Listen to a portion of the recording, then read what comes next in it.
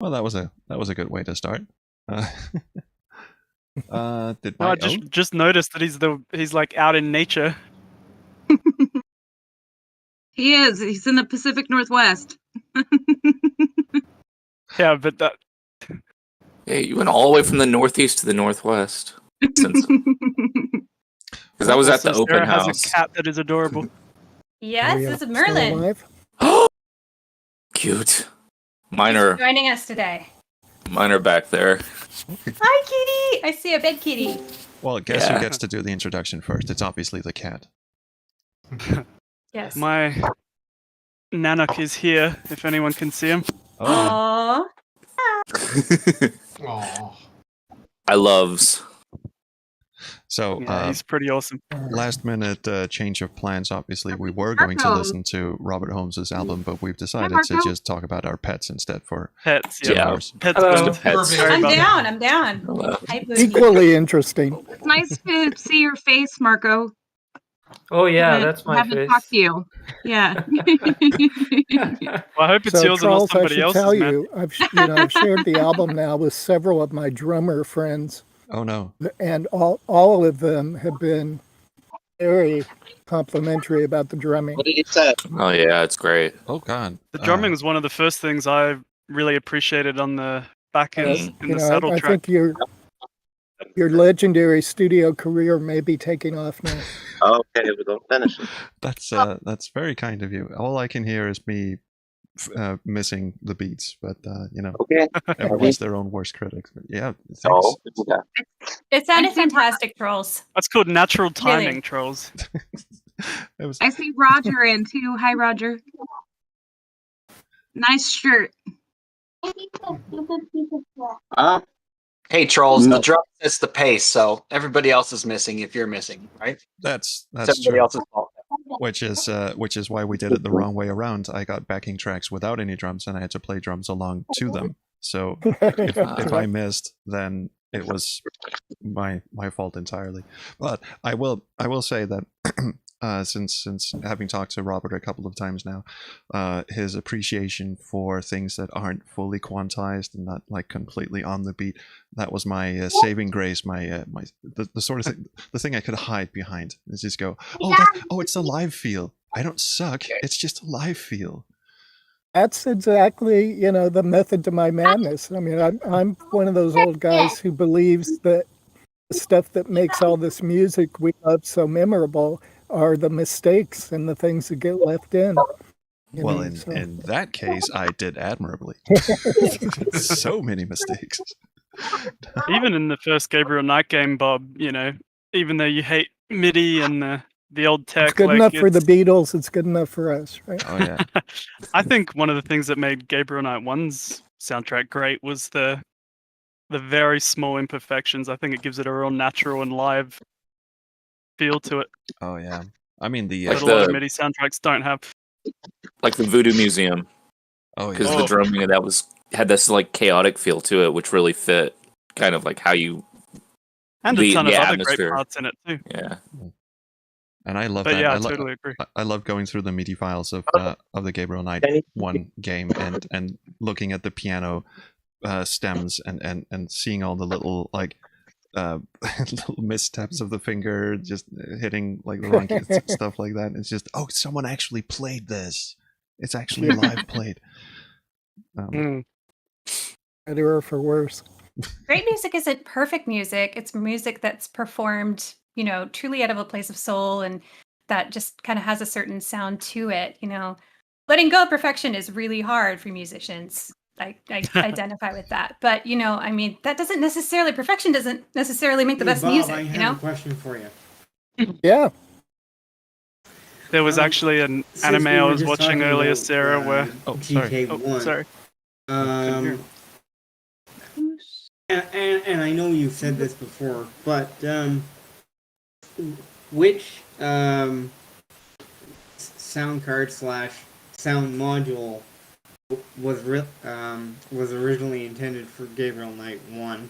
Because I've seen people use General MIDI Sound Blaster, and I've seen them use MT32, and I've seen people use the sound canvas. Which Yeah. one was meant? PC speaker, all the way. Exactly. Beep, beep, beep. Now, it was written on the sound canvas, and then, I watered it down from there as needed for the other platforms. So, and, I had a little sound canvas there at my desk, and it's pretty much what I was writing with most of the time.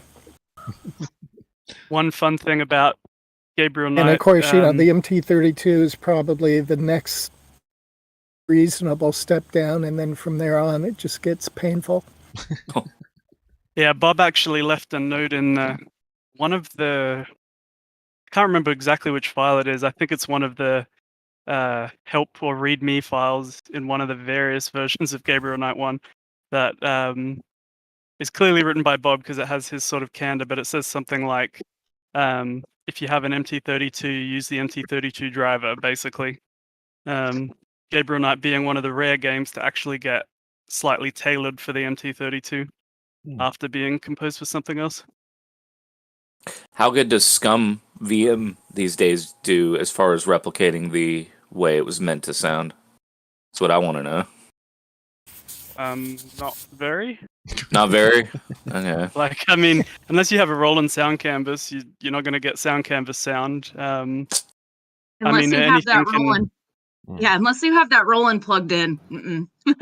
But the MT32 can be emulated, obviously, by software, and then you can use that on Scum, DOSBox, whatever you. I need to try to figure that out. Yeah. But that's it's not different. terribly hard. That's not for the Gabriel Knight 1 anyway. I guess before we go any further, we should probably do a little round the table introduction thing, so we can get this party started. I'm just gonna go by the order that I see people in, which keeps changing as people drop in and out. But we'll start with Steve, who is currently a hologram. Hello. How are you doing? And who the hell are you?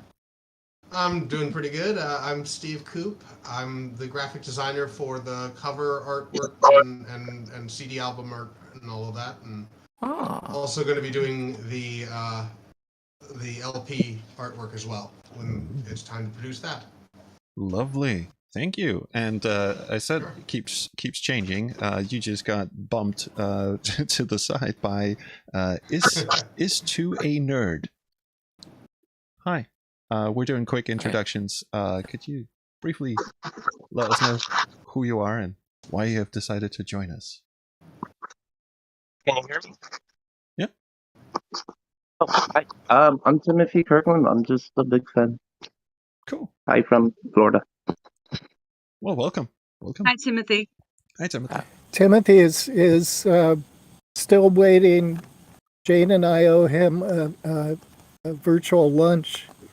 I keep trying to get on Jane's schedule to do, and he's been very patient. I'm determined to make it happen. Yes, it's okay. Sounds delicious. Has to be organized around the quilting, right? There you go. I'm reading Virtually delicious. Okay. Welcome. I'm reading some ebook books. Next up is Marco Machera. Good evening, sir. How are you? Hello. Nice to meet you all. I'm Marco from Italy. It's a pleasure to be here. I've played the bass on one of the tracks from sequel. Yes. Oh, which one? It's the title actually tells it. It's bottom Machera. dwellers. Oh, okay. It's definitely dwelled in the bottom. Definitely there. Well, that got. I like that one a lot. So good job. Now, Marco played bass on the second track on the album, Bottom Dwellers. He did all the cool fretless bass stuff.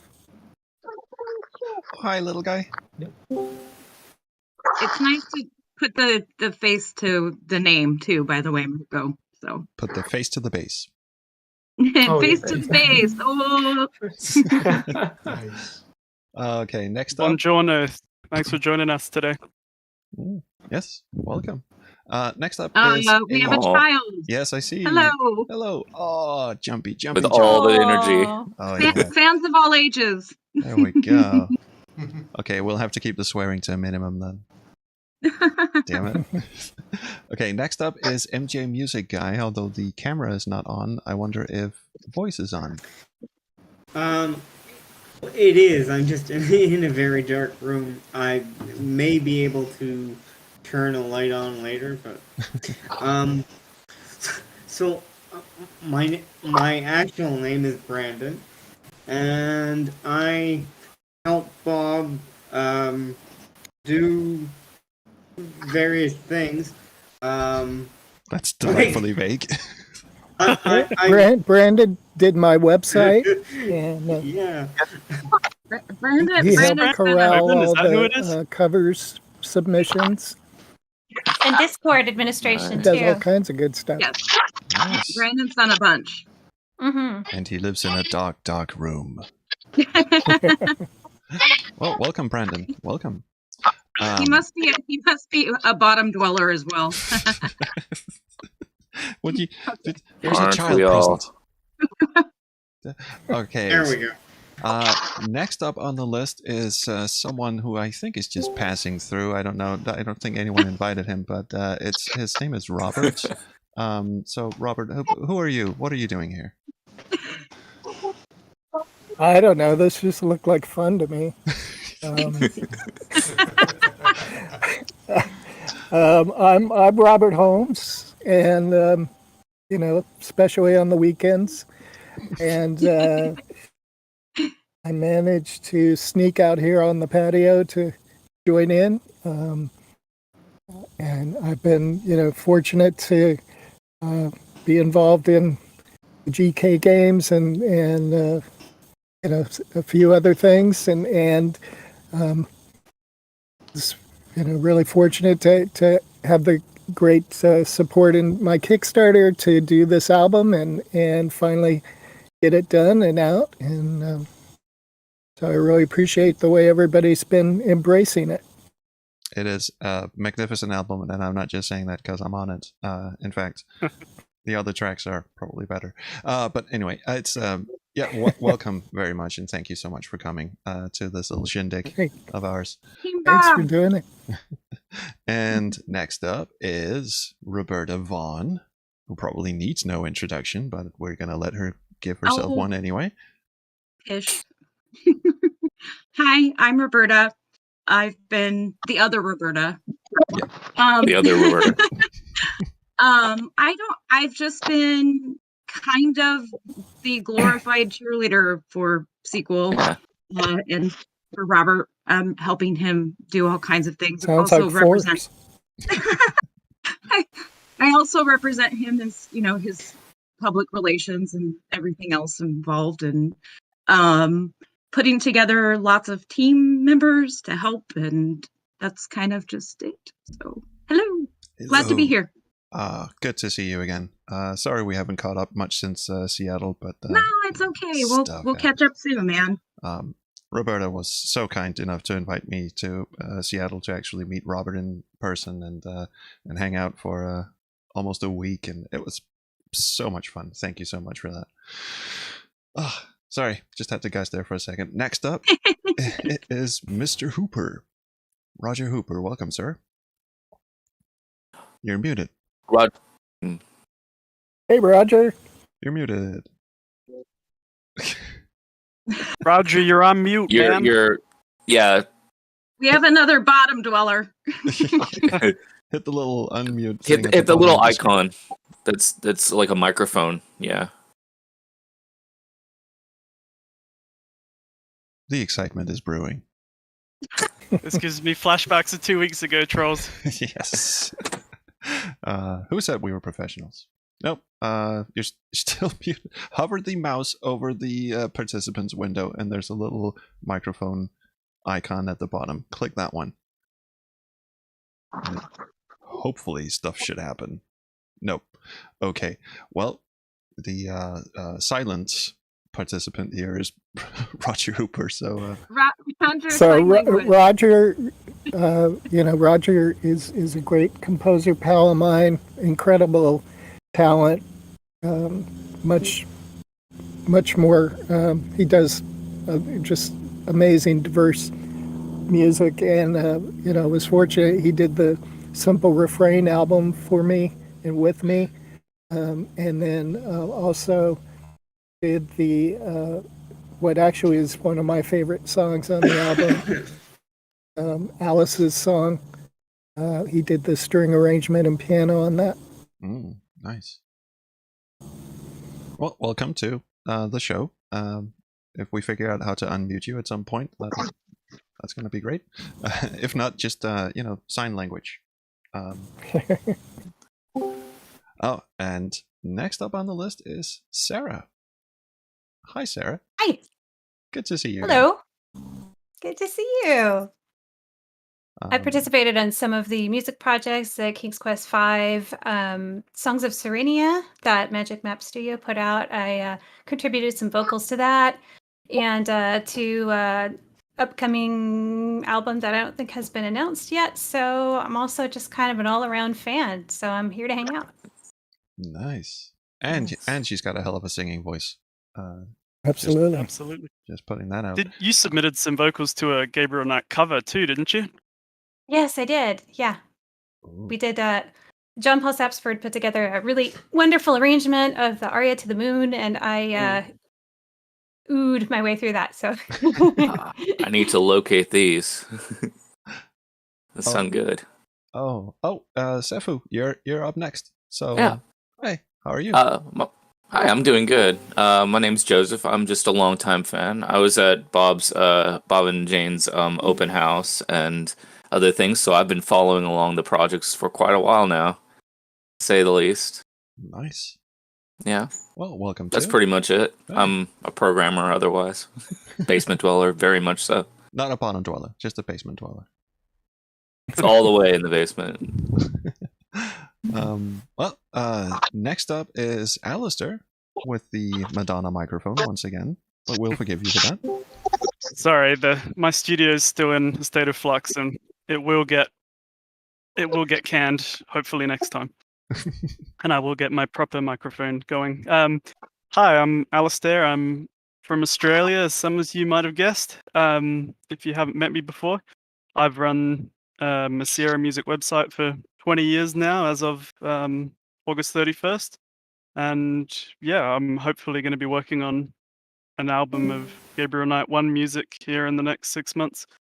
Other than that, yeah, I'm just a big supporter of Bob's, and I'm really excited to hear the quality that's on Sequel. I'm really proud of him for getting a project done, and yeah, even better that it's excellent. Absolutely. And thank you so much for coming here and for technically co-hosting this affair in collaboration with SierraMusicCentral.com. Well, I did see you chugging Hey, cola Charles, a little for some while reason ago, I'm so- only getting your audio. I'm sorry? Am I For breaking some up? reason I'm only hearing your audio, not other folks. Oh, that's Is there something Yeah, I should Bob, do? I think you and I are having the same issue. Oh no, that's terrifying. So you can't hear anyone else but me? Well, I just heard Brandon, but most of the time I'm not hearing folks. That's weird. Discord, come on, get your shit together. I've never Man, this is heard of definitely that. reminding me of 2 weeks ago now. So if I Charles. don't respond to something, that's why. Oh, that's... Well, it's a I'm good not- thing I'm you're not pretty, being a Bob. dick. That's all I'm going to say. By the way, Yeah, Roger, I was actually wondering if it was just dead air or something, but when you started replying to people, I was like, wait, what? Are people actually talking? Yeah, everyone's coming through for me. by the way, Roger, Same here. I Me just too. Roger, I just messaged you in Facebook on how to unmute. Oh, cool. if it's a bug, you might try leaving and coming back to the channel. Sometimes Discord is really funky. Yeah. That's a really good piece of advice anyway. Yeah, and I'll just repeat that in case no one heard that. If you still can't hear most of the participants, try leaving the chat and coming back in the call. I love, Charles, that we have audio bugs on audio-themed chats too. That is just my This is irony overload. This is the level of professionalism you're noticed- dealing with. I've noticed with the web version you can't hear anyone, but with the app version you can hear everyone. Why? Discord, why? Okay, well, we're just going to keep going down the line, and I promise people are actually talking. People on stream can hear. Strange Attractor, who has apparently attracted some sort of tiny little milk-sucking person on your Indeed. left. My name is Ellen K. Shoveldayoff, and this is my baby Terrence. Hi, Terrence. And I commissioned one of the songs on the album, The Eve of Chaos. So that's why I'm here. I'm a big fan of Robert Holmes. He's one of my favorite composers. So When nice you to see you all. welcome. When you say commissioned, how does that Well, work? I found one of the larger Kickstarter levels and asked him to write the poem. He's a big backer. Oh, nice. That's what happened with the Mobius project. I backed at a level where one of the songs that got into Mobius was one of my commissions. Oh, nice. As well. It's very humbling to have around. Amazing. Well, welcome too. I actually worked on Mobius. I was part of the Phoenix Online Studios testing team at the time. Nice. All right. Well, moving down the line, we have Weird Gaming Adventure, aka Joshua. With the backwards cap, he has stopped eating nuts, but he is still pretty nuts. I did notice him getting his protein before. Oh no, that was Frosted Flakes, dry Frosted Flakes. I'd love to say I was eating nuts. However, I did eat a Pop-Tart this morning, and I smile a lot. I had nothing to do with the album or anything. I do play some instruments, though. If anybody wants to collaborate, I'd love to play. Sorry, you have to repeat that. What do you Can play? you play the Pop-Tart? I play 17 instruments. So if anybody wants to collaborate, I'd love to play. Did you say I will be in touch. Sounds good. I was going to say, Alistair, sounds like we got another one. Yep, definitely. I'll be in touch, Joshua. Please. Fantastic. All right. Next up, we have the person with the terrifying name, Black Scar. Hello. Are you as terrifying as your nickname? Black Scar, Eve of Chaos. We're on a theme here. Oh, yeah. Hi. Good afternoon. Yeah. Can you hear me? Oh, yeah, I can hear you. Okay, sorry. This is Jack. Yes, I'm a Seer fan. I've grown up with Seer games, but I found Gabriel Knight like sort of later in life, and it's become one of my favorites, maybe at the top. So, number one, Sins of the Fathers, and I very much enjoyed Robert's music in that one, and I also asked Robert to write one of the songs in this album. Oh, which one? I'll let Robert figure that out, or he'll probably figure it out soon. All right. Yeah, we will be listening to the whole thing in just a second. All right. Well, let's carry on. Welcome to, by the way, Mr. Scar. Next up is Falco. Not the Rock Me Amadeus Falco, I'm assuming. We cannot confirm nor deny that, apparently. Falco, paging Falco. Hello, Falco. Amadeus. Are you in any No, we position seem to to be have- locked? Nope. We seem to have. Yep. We seem to have lost Falco. Oh, sorry, can't get mic working. Okay, well that's fair enough. We'll come back to you if that ever does happen. Next up, welcome to the show, by the way. Next up is Giselle. Hi, Giselle. How are you doing? Hello. Yes. I'm in the dark at the moment, which is why I don't have my camera on. But I've known about Robert since the Gabriel Knight games. And yeah, I've been a big fan since. So I'm just here for the party. Nice. Well, welcome too. Apparently, there's a theme going on with being in dark rooms today. So. Well, it's 6 in in the her morning. defense, here. it is very early in the morning in this part of the world, and it's good to see another Australian here. Yay. Welcome too. Next up, we have George Napier, fresh from the fencing classes of somewhere. George, how are you? maybe some fighting is going. Lose him. I mean, before we started the George stream, is a master of the EP. Yes, he directed the music video for Back in the Saddle, and he's currently at his son's fencing competition. So people are getting hacked and slashed in the background. No, he's back. Here we go. Yeah, it was just trying to find the mute button. Actually, I thought this was like a self-help group for like delusional synth owners. So I just kind of wandered into this meeting. It's I tell you what, George, you do not want me to pan my camera around because I've got about 50 synths in this room. Yeah. So I am in the right meeting. So yeah, I Back in the Saddle, the video, I did that for Robert, and it was just a whole lot of fun. Just a lot of fun. So. Beautiful video. Yeah, it's great to be here. Yeah. Thank you. Welcome. So how's are you dodging any flying projectiles at the moment? No, I found someplace quieter that actually had a plug because I was down to like 2% battery on my iPad. Oh god. So I'm good. Yeah. Okay. I think George Congratulations on avoiding that. Yeah. What was that, Roberta?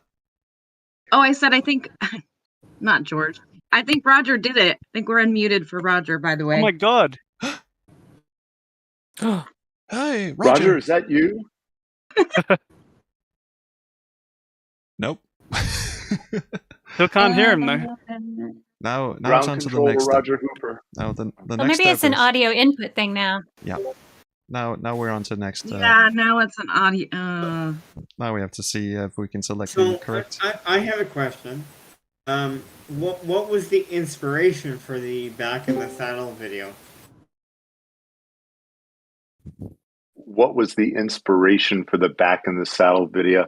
It's really funny. The when I listen to Robert's music, a lot of times I'm still not hearing folks, but oh god, are you not? Can you hear me, Robert? I'm hearing everybody. Bob can't hear me, so I don't even know why I'm talking. Poor Bob. Hello. Bob, maybe try quitting the stream and coming back. Hear me? Oh, he already did.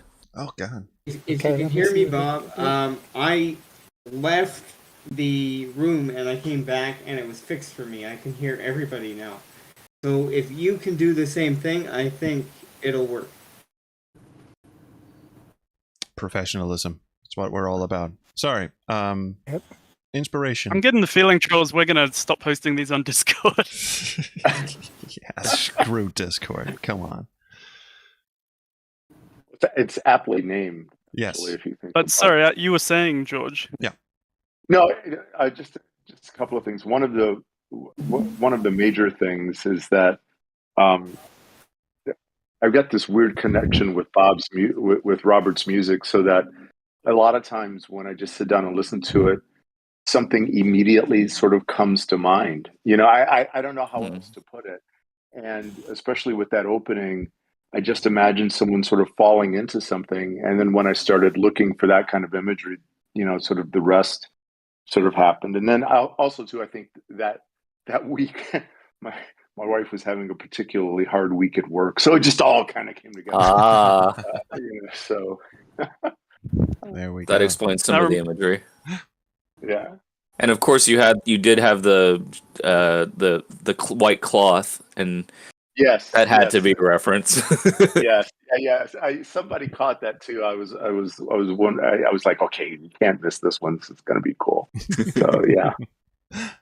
Yeah. That was a great touch. That was a great touch. Cool. Absolutely. Cool. So we're almost done with the introductions. I see someone has bumped in ChapDev. Just bumped in before Falco. Hello. Good evening. Good morning. Also, Robert's gone. Oh, Robert's hopefully coming back. But ChapDev, are you? They left. Okay. But we did gain Bell XR. Oh. my guess is Robert is currently rebooting his computer. Yeah. Yes, Bell So X. hi to Bell if they're out there. Hello, hello. Nope. Doesn't seem to be. Well, And a swing and a miss. Swing and a miss. Well, if anyone decides to jump in and introduce We do have themselves. Falco unmuted. Oh. Did Falco come? I am here. We gained Falco. Did you get to hear all our terrible Falco jokes before? No, that's exactly where I stole my name from, so you got it right. Oh, cool. Oh, that was trolls, not me, so I can't take credit Oh, it for wasn't Star Fox? Well, welcome to Falco. What's your deal? Thanks. My name's Ryan. I'm just a Sierra fan from way back, and I'm the one who commissioned the song "Hunting the Shadows" for sequel. Nice. Another Kickstarter backer. Well, good. Thank you for being here, and thank you for backing the project. Oh, yeah. Thank you. Welcome. And almost last but not least, Lady Cabe. How are you? If you're there, if you can hear us. I don't know. Is my microphone working? Yes. Yeah, we can hear you. We can hear you. Sorry, I've never Discorded before. I'm actually coming to you from underneath a table because of all the technical difficulties I had trying to make it work. Well, that would not be unique to you, it seems. No, it's if this is your first time with Discord, this is actually Discord being somewhat polite. It's usually a lot worse than this. But welcome. For anyone who doesn't get the references, we had a meeting of many of the former Sierra composers 2 weeks ago that Trolls and I hosted, and we were plagued with Discord issues with lots of people who were first-time Discorders. So I don't know why we keep using Discord, Alistair. It's a terrible fucking idea. Yeah, it's gonna have to be. Oh, but anyway, Lady Cape, from underneath your table, can you disclose? I don't know. Tab once for yes, tab twice for no. Are you in any danger? And also, are you a Kickstarter backer or are you just here for the party?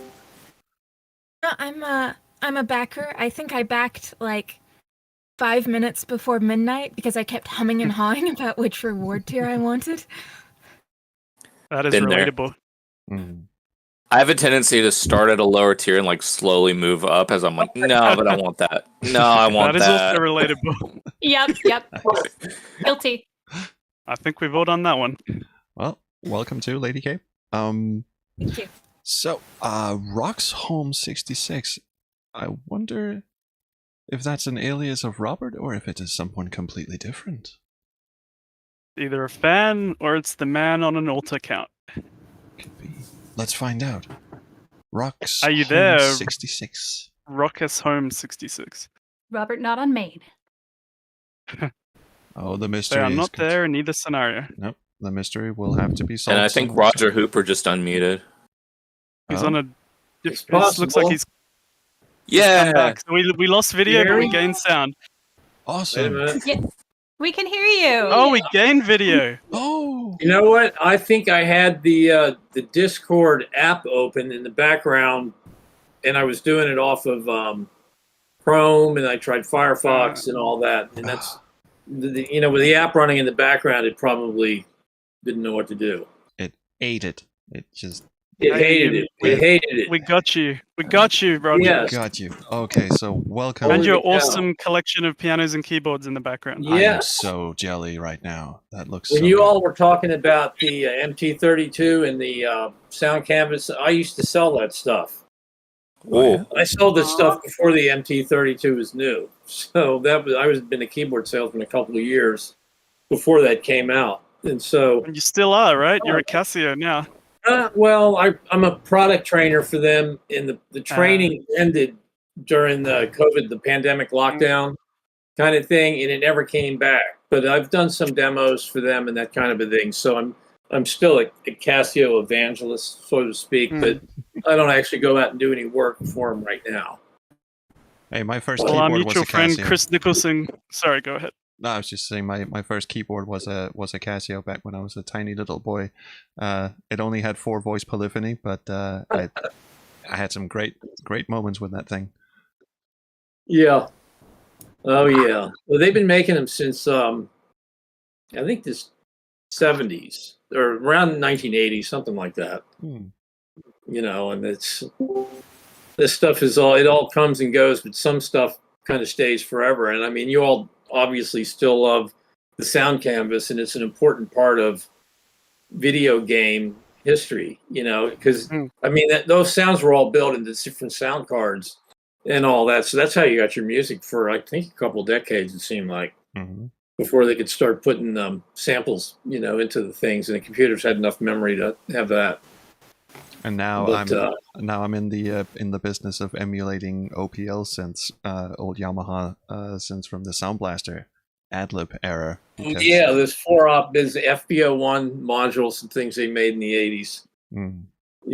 There's just that's- something about that horrifyingly deep rumble synth that I just Everything's like when you play, you hear that kind of puffy noise and that's and beautiful. stuff. But it's 4-operator, and you can get really cool crunchy sounds with that kind of technology that Oh, you didn't get on other stuff. Oh yeah. Basses are really great. Oh, absolutely. There's so many products on the market now that emulate FM synthesis, which is just absolutely a testament to that. Yeah, there was a new this company Cherry Audio just released something called Signs. It sounds really good. It's kind of an FM. Yeah, it's a wavetable. I don't know one of the anything Sierra about guys it. mentioned that. Yeah, I mean actually. the demos I've heard are incredible. They sound really, really good. All right. We'll have Thanks to for come back to reminding me this. about that. We'll have to come back to this because we're almost done. Sorry. We keep getting people bumping in. IL Mangia Venture. Got to be Italian. Probably. Another Italiano. Yeah, that's actually a friend of mine, I think. It's we hosted an interview with Robert a few months Oh ago. yeah, I thought that's where I knew your face from. It was on. You posted about it on Facebook, right? I think we lost him. We lost Marco, but he will be remembered. He will be remembered always. Marco. He did, Oh no! He did freeze frame at a very opportune time. He looks like he's like warming the termites in his ear. So now I'm curious. If I'm this original sound card, this what's it called? The soundscape or the sound Canvas? The sound canvas. Who's talking at the moment? That would be Sefu. Sefu. Sefu, yeah. I was just there's a lot of asking if faces. are there like good recordings out there of what these kind of games sounded like on those cards? That's a good thing. We have that can be Alistair in the found. house. Ironically, for Gabriel Knight, there isn't a lot. Although I hope to rectify that in the coming months. But Please do. the old soundtrack I did 20 years ago, which is still on my website, is a mix of the MT32 and Sound Canvas sound. So that'll give you pretty good insight into that. And there's several tracks that are just Sound Canvas only, actually, now that I think about it. But yeah, I'll send a link in somewhere around here later. All right, we're almost done here. But So they weren't sound cards, is the simple answer. The MT32 and the Sound Canvas are both external synthesizers. Sound card versions were available, but are super rare today. So last on the list, we have TTP in the house, and after that, we'll get to actually listen to some music. But TTP, hello, good morning, good evening. How's everything? Oh, come on. Yeah, no word from TTP either. Hang on. Oh no, I can hear him, Trolls. I can hear him. What, TTP? I can hear him. I can hear you. we can all hear him. Yeah. Trolls can't hear him though. Uh-oh. Because he's muted on my end. He's not on mine. He's got the Arnoid Wait, picture. I think see it's- it. Annoyed droid. No, wait. Okay, you're back. For some reason, you were muted in my Discord. Discord just decided to mute you. Oh god, it's weird. Discord is always screwing up. Well, terribly sorry about that. Please start from the alright. beginning. All right, I was gonna say, my dad had a show earlier that I just got back from. He played for 2 hours. What kind of show, man? Music show. He was playing guitar and he was singing. Oh, nice. I have cool. a lot of musical people in now, my family. now I I'm not can't really hear one. anybody. I've always wanted to make my own games. Anybody who wants to help, please message me. I've added a bunch of you just to that effect. Hopefully y'all start talking to me. I love Sierra games. I love Space Quest. I love hearing all your stories. So I mean, I'm gonna just clasp back into quietness in a little bit. But Were that's you a about it. Kickstarter backer, or what got you into Gabriel Knight and Robert Holmes stuff? Well, actually, I just saw a bunch of people in here, and I'm a big Sierra fan, so I said, "Oh, look, there's like 50 people in there for once." Shiny Check it out. things. Now, fair Yeah, enough. right. I got lured in by the crowd. You're in good company, my I friend. knew, I haven't played Gabriel Knight. I just Well, haven't that gotten a that chance is to. a sin of the father. I'm Yeah, I afraid you're know. going to have to remedy that. We're gonna Yeah, I have need to to rectify find it that. somewhere.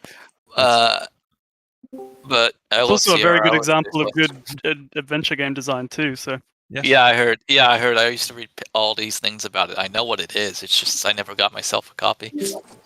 I I hear should. you. There's Totally there's worth No ones I time haven't like played the as well. present, Yeah.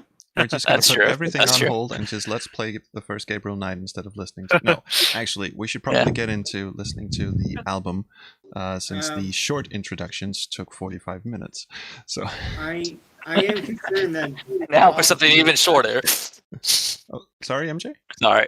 I like making jokes too. Like Go I ahead. like to laugh. Don't mind me. I Good said man. I'm concerned that Bob's not back, and Yeah, it would be a shame that he would miss his own listening. I'm helping. Yeah, it would. I'm working. We're working on it, guys.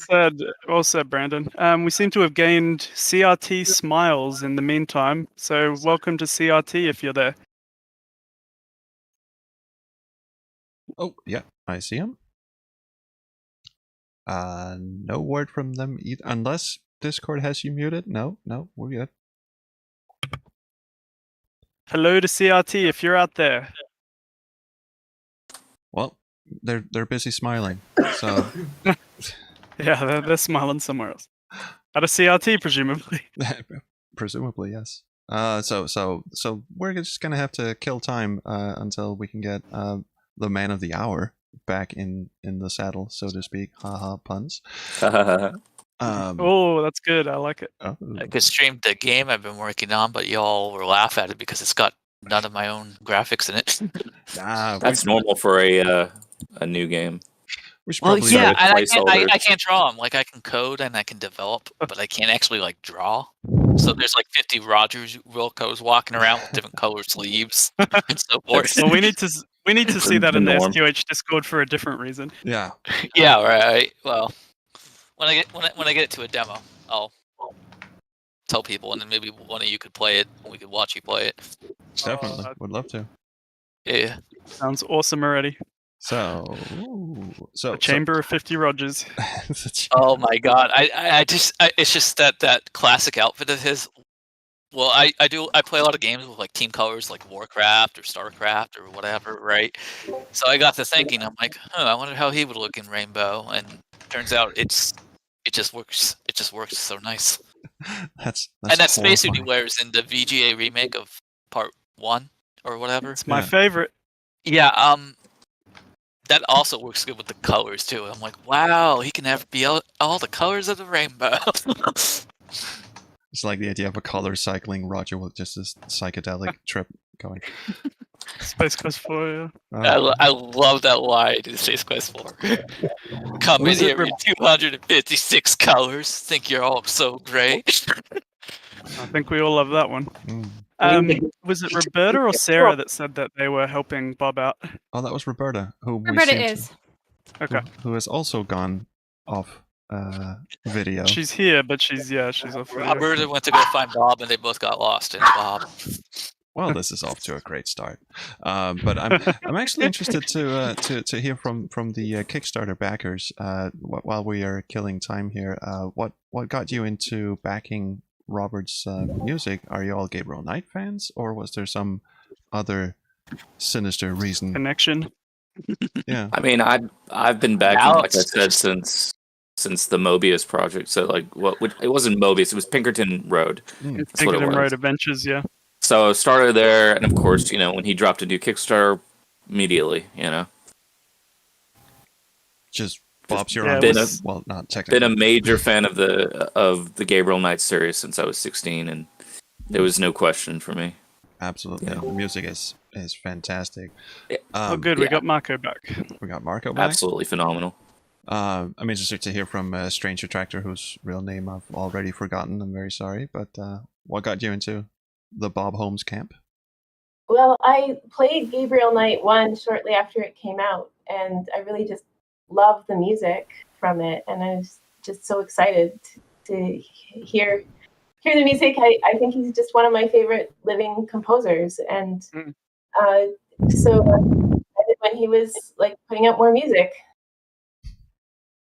Well, that's Well, that's a given. That's fantastic. No, well said. Really well said. Well, yeah. Lady Cave from Under the Table. Is everything still okay?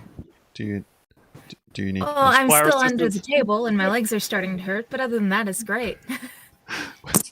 We just want to make clear that we are not responsible in any way, shape, or form for Lady Cabe or Kabe's predicament. No, it's SQH channel takes no responsibility for cramps. What? Any coincidences, etc., etc. I'm just wondering what happened. Is it because the Wi-Fi signal only carries under the table? Do you live in a lead-lined room, or what's going on? Sorry about that. No, it's the stuff I actually wanted to watch the Discord on kept, like, the devices I had, they kept having problems and not working. So in an act of desperation, I went for the laptop that sort of gets shunted away under the table, and I can't unplug it because the battery is malfunctioning. Oh. Okay. Well, that answers my second question, which was going to be, you know that you don't have to be under the table to use the laptop, right? But okay. I mean, you could unplug, put it on the table, plug it back in. That sounds like effort. Yeah, That's too logical. That's very logical for someone called Weird Gaming Adventure. I take issue with that. It's one of those adventure puzzles. Like, Right. But like the boat at the end of Hugo that just sinks. Oh my God! I'm hearing folks now. Okay. I heard the Robert. Oh, wow. Can you hear me? Yes. We Where can did hear you- Hey. Bob. We can't see you, but we can hear you. I exist. Well, I'm much cuter when you can't see me. That's something I want to say, but it's not appropriate for this conversation. Okay, we did it. Yes, you are. Sort of. Hey, thanks, Roberta. Yeah. Well done, Roberta. Fantastic. Yeah. Can I just say I love Discord? Yeah. Oh, yeah. Yeah, I think we've been everybody saying that in your Yeah. absence, Bob. Don't worry. It is a fantastic piece of software, and it's not at all It is. a fucking atrocity. Not a single bug. No. Not a single problem. And great to have you back, if not for any other reason than people were just making a lot of "what about Bob" jokes. And, you know. Oh, good. Yeah. Well, I'm used to that. we were singing your praises. In fact, we were just catching up with Lady Cape from Under the Desk, and I was going to ask her how she got into your music and how she ended up on your Kickstarter, but we got sidetracked with the whole "what are you doing under the desk" thing. So, Lady Cape, if you could enlighten us, how did you come about Bob's music and the Kickstarter? Well, it's kind of funny. My dad got the first two games back in the day, and he thought, because I was like 10, 11, that I couldn't go anywhere near the first one because it was too dark and gory. But for some reason, the second one, which is live action and not a bunch of pixels, was totally fine. Classic parent logic. Yeah. And yeah, the music in that just blew me away and sort of became my personal music track for like my entire adolescence. So when I randomly saw the advertising for the Kickstarter on Facebook, I was like, oh my God, yes, take all of my money. That's amazing. And I that's very nice. Not just my money, but all of my money. All of money. take all I hear the. you. I have to say, I still- the parent logic behind that decision is really weird, because Gabriel Knight 2 is one of those games that scared me absolutely shitless when I was 16. When you go into the cave and you see Von Cell chowing down on the human bones, I was just like, it was 3 a.m. at that point, and I was just like, okay, that's enough computer for today. It's true, but I went to. That cave game jacked me up for decades. See, though, You know, I I went to think- that I think from I playing mentioned- Phantasmagoria, so I'm sorry. I think I mentioned in the composer thing, Trolls. You know, I think the box for GK1 actually scared a lot of parents. Because you know, I had that experience. I was trying to gift the game to Sting when I was working with him, and I was so excited. I was like, you got to play with this with your kids. You'll hear my music. And he was like, he looked at the box. He's like, I'm not going to play this with my kids. Look at this image.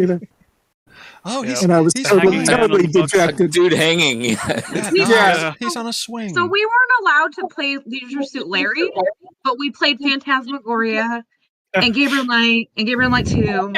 Yep. And a bunch of other Parent messed logic. up games. That But Leisure Suit Larry not until we were older. Okay. Yeah, that's right. That's a very American approach to it. I'm sorry, very sorry to say. It It's is. one of those. It It's is. one of those. Violence is totally fine, but Violence? once you start Oh. fiddling with the naughty bits, No. that's where we draw the line. 100%. That is so true. It's a cultural It's thing. true. It is. That said, Phantasmagoria does have that scene in the that probably doesn't add up with that, but I suspect a lot of parents didn't know that at the time. Yeah, and Phantasmagoria 2 is almost X-rated, so well, Yeah, that's also true. Jesus. Why? You know what? One of the first. Phantasmagoria 2 is funny. Like it's It's funny. fun. It's it's partly the funny. first one is not funny. No. You know what? One of the first it's things funny. we It's did funny in a in- different way. One of the first things we did in GK1 was the dream sequence. And I remember, Jane showing it to me and doing the music for it. And I thought, holy crap, if this whole game's going to be this dark, it's going to be a real challenge. Thankfully, it wasn't all like that. You mean the Purification Dream, Bob? The nightmare he has. The nightmare. Okay. Over and over. Hurry Yeah. one. you literally started at the beginning with the development. Yeah, that's Yeah, right. that surprises me. Most Sierra games didn't do that at all. It's true. Dude, jump around, yeah. That's true. But hey, seeing as we now have the man of the hour back in our midst, I think maybe it's time we actually listen to some of his music. What do you guys think? Yeah. So, Sounds like a plan, Trolls man. For those of you who did not get the message the first time, if you want to listen along with us, you'll notice that there's a little watch the stream button somewhere in your Discord window. You have to click that in order to actually hear the music.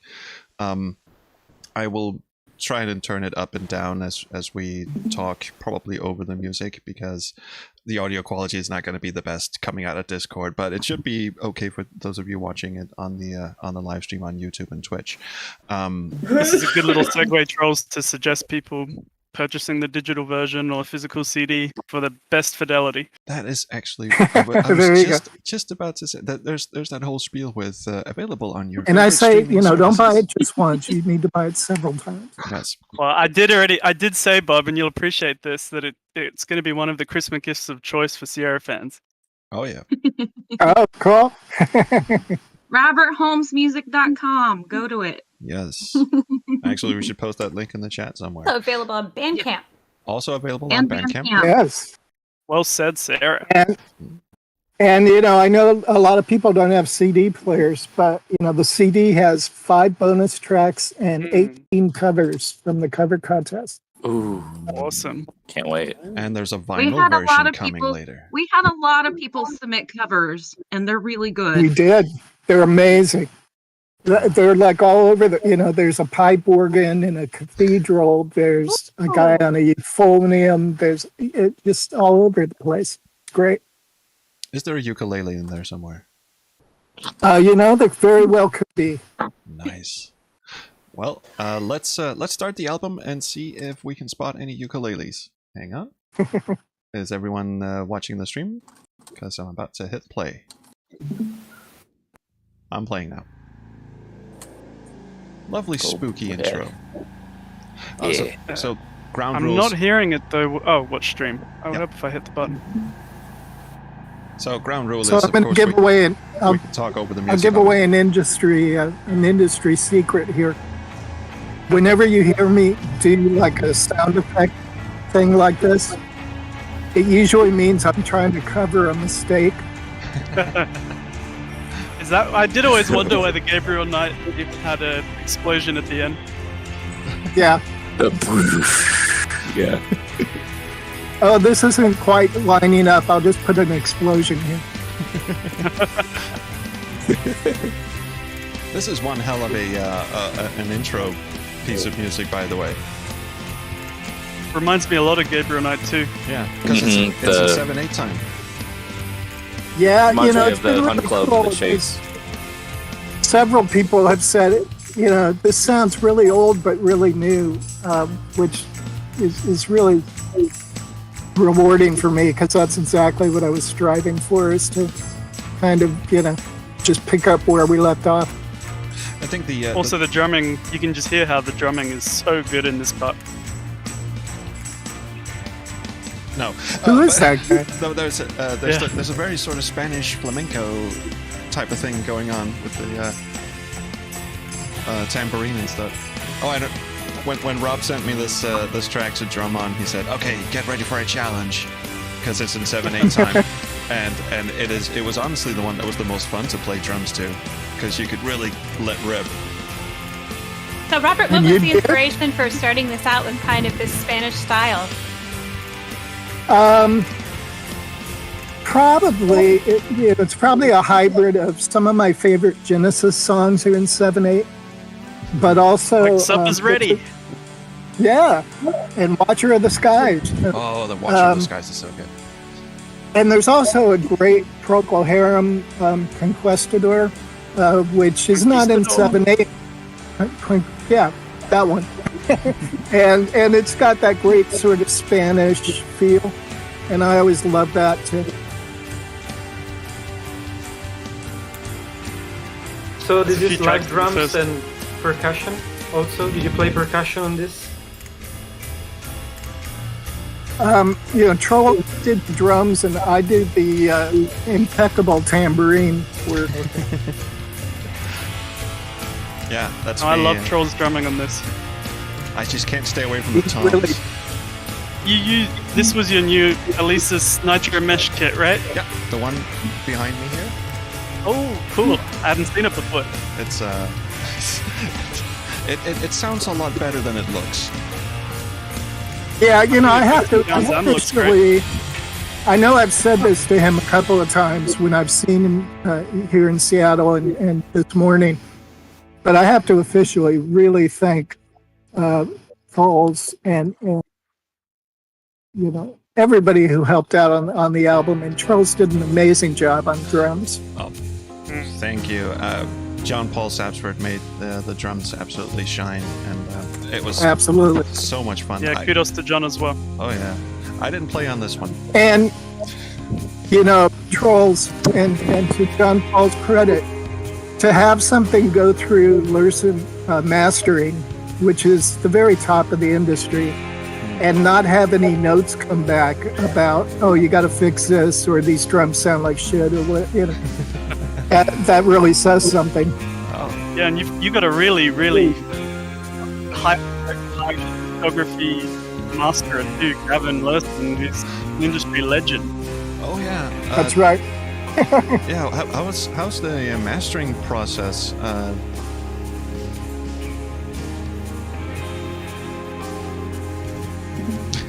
That question just sort of bombed.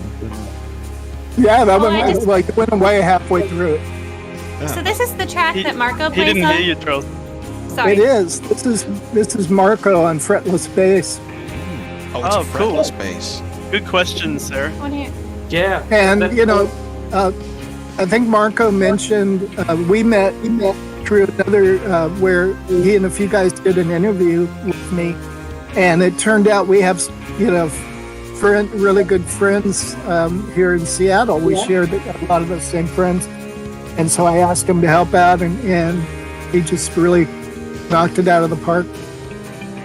Oh, thank you. Oh, is that little phrase there? Is that also the acoustic bass? Actually, there are two bass lines that are going on. There's Robert bass and my fretless playing the octave higher and soloing stuff. It's really unusual, but really cool to hear fretless bass in that octave range. Yeah.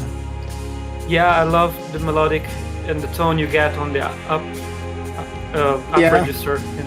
Yeah, it's fantastic, man. Because usually when you think of a bass solo, you don't think of something that's nice and melodic. It's like like a drum solo. Exactly. Yeah. You can't do a nice I mean, drum solo, but a bass solo. There you go. He added a whole new layer of hooks, and earworms to the track.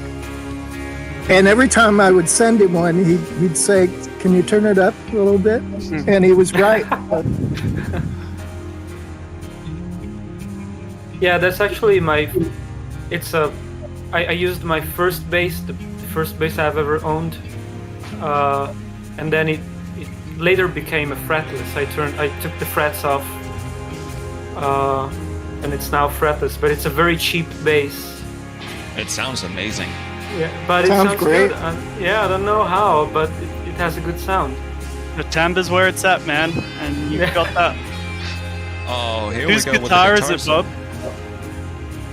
Yeah, that's me. You're playing And the live that's- guitar? Yeah. You can play the guitar. And if I remember right, it's actually two guitars. One's a Strat and one's a, what's the other one? I think a Les Paul. Man, that was an awesome chat that didn't get broadcast a couple of weeks ago when you guys all the Sierra composers were talking about the guitars they had. That was amazing. Well, here we go. This is my favorite intro on the album because it has that sort of driving 80s Vangelis, Jean-Michel Jarre Miami type. Vice. Yeah, kind of that. I'm a sucker for synthwave, and this is just... This is Auburn, right? Yeah, this is Auburn. Okay. Yeah. So going from something super organic with a bass solo and a guitar solo and all this, going straight into this very synthy stuff.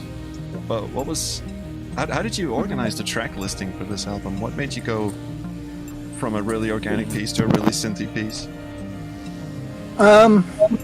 Well, I always really enjoy when albums constantly re-engage you and sort of do something unexpected.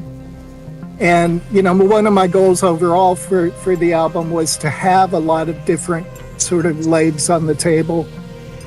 And so I wanted to pace those so you experience them in kind of a balanced way. So, you'd have something up and then something down and something warm and something cold.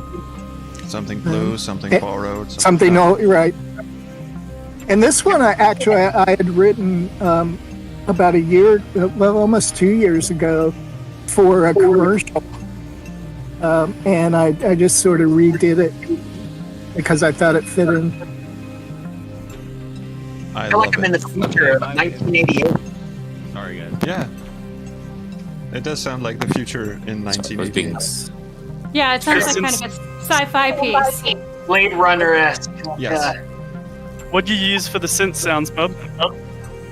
I used a harp, I think it was a Roland Aria TB3 or something like that. And then I think the Chord Karma, a Novation Peak, the Trinity Rack, the Wave Station. There's a bunch of stuff in there. Oh, we have to clear this up real quick. So, do you use any VSTs, or is it all hardware synths? Are you? I'm a real hybrid guy.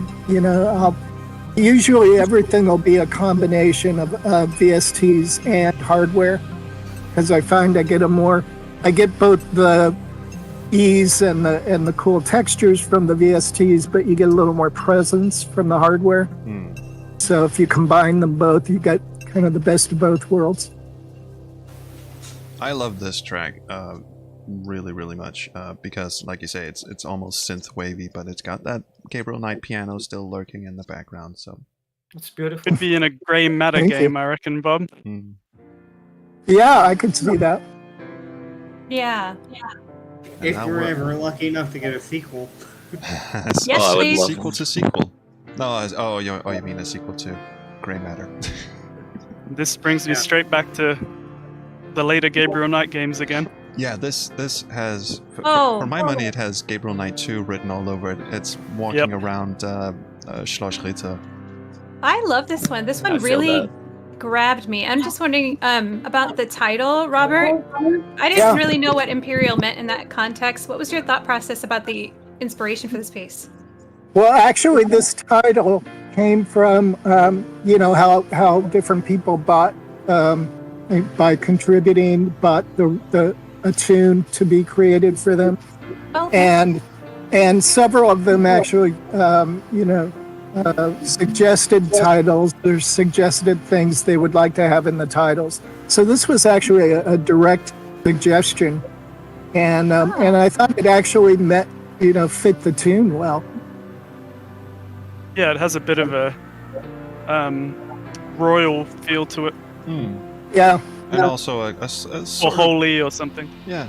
It sounds almost like a church piece, but it has a little bit of darkness tinge to it, which is where the crimson part, I suppose, comes in. This is one of my favorites. I played I like this I one a played lot. the album for Raleigh the other day, and this is her favorite tune, and she was reminding me, she said, Dad, this totally reminds me of my childhood when we would always have Inya playing. Yeah, it does actually I remind guess me it of. does. It does remind me of 80s and 90s Enya quite a bit, actually. Yeah, definitely. What's that little twinkling in the background? It sounds like an arpeggio, but it's gone now. But it is. It's actually several. I like to layer 5 or 6 arps together. You layer things, Bob? What are you talking about? Yeah, I really. It's my middle name. That's a good ear, Troll. Sorry, what was that, Josh? That's a good ear. Nice. I have 2 of them. One of the things I really enjoyed in writing the album is I decided actually to replicate the process I had done on GK1, which was, I set up a little digital piano behind my computer on my dining room table, and I would just, turn around at any given point and just play a little, which is the same thing I did at Sierra in my office. So it ended up, it was kind of nice for generating different tunes like this. So everything starts with a piano, and then all the layers come on top. Yep. Yeah. And this is taking me back to the 90s. Well, I'd like to thank whoever commissioned this because it's stunning and Was this a commission? yeah. It was. Oh. And it was very cool. I really enjoyed that process where when people, contributed, I went back out to them and said, hey, what kind of thing would you like to hear? And it was really cool. A lot of people gave some very rich fuel and feedback to work off of. Sarah being one of them. I mean, I'm also sort of reminded of the church music in GK1 for this one. It's very valid. If this was played on a pipe organ, it would absolutely have that vibe. It reminds me of my dad. He was a big pipe organ fan, so I think of him when I hear this one. Oh, here we go, the single. That's cool. I love this. This is, and I love this was actually the first tune I wrote for the album. Usually, and I was what thinking, made you write this one first, Bob? Oh, sorry, you're answering that. Oh yeah. I had a long drive. I had to go to be in the car for a couple hours, and for some reason, it really came to me in the car. And then I got home, and it just came right out. And I was just feeling like, okay, if there was a new sort of GK theme, what would it be like? That previous track would almost be the underscore to this one. Yeah. I love when it goes, when it drops completely here and goes very dark. Yes, that's the best. What are those synths? Yeah. Also, the music video. Sorry. What's that deep synth, Bob? Yeah, what's the deep synth that's panned left? That's a combination of a couple of VSTs and the peak and a Hydrosynth. Ah, yeah. It sounds amazing. And then we're right back into Sweet Country. There's a synth sound Trolls on the old Roland early JVs as well. That's real similar to that. I have such a fascination with low, rumbly, sweepy kind of. I mean, JPS and I always joke that I can't go 5 minutes without putting a res synth in anything I do. Hey, is Roger still on? Yeah. Yeah. Oh, Hey, we should talk about Roger and I both bought Behringer Model Ds last night. So You we're bought going to one be. too? Yeah, so we can do dueling bass lines. Yeah, I can't wait. Mine's coming Wednesday. Nice. I've got a Casio MZ2000 coming Wednesday, Roger. Wow. Oh, which model? MZ2000. The unicorn. When was that made? 2000. Oh, all right. When was that? Was that a couple decades old, or when was that made? The synth nerds are at it. We just appreciate this outro because I really like I'm it. just sorry. I'm sorry. I just like. I'm actually hearing the music more than anything. Actually, No. I also love how it fades out, just like in the '90s. It just faded out everything. Actually, there's that bit earlier where there's a scream in the music video. At least there's a one point where the protagonist screams, and I always thought that was added in the video, but it's actually in the music itself as well. Is that another sound effect covering up something, or? It is actually. There's a little bit of a rough spot in how those sections go together, and I thought, okay, I'll do another kind of sound effect. Nobody will know. I remember one of the coming out of the dark things into the lighter thing with the ride, and there was one part there that I had such trouble hitting because the rhythm was just slightly off. So I just when I sat there with the MIDI notation afterwards, I was looking at this thing going, good God, this is going to sound awful, isn't it? So I was just crossing my fingers, hoping you wouldn't notice that I came in on the wrong beats. Was that you drumming on that one, Trolls? Yeah, that was my drums. It was. That was my drums. And Trolls, you probably remember the original version of that goes on for like another 15 minutes. Yeah. Because I just kept adding more layers and more layers. And there is, you notice my drumming gets more and more sort of hyper towards the end, and in the 15-minute version or something, at the end I'm just smashing Hear the extended cut. Yeah, fans definitely want to hear that someday, Bob. I don't think we actually have a 15-minute version, but we do have one where the ending is a lot less elegant. Now this track... This reminds me of Let It Be by the Beatles. Yeah. Interesting. Oh, yeah. This is the actual bad MP3 of when I turned around and wrote it on the dining room table. And I just thought, I'd like to do one track that's just kind of the demo of how a song starts. And so this is that original file. Wow. And you can hear, my piano playing is kind of searching for the next chord. No, it has real emotion to it. I love when you have a piano piece and it sort of dips in tempo and goes up again, so it's not not quantized to shit. Well, that goes back to that, perfect versus, genuine. Yeah. And the That's what I was second going is to say always better.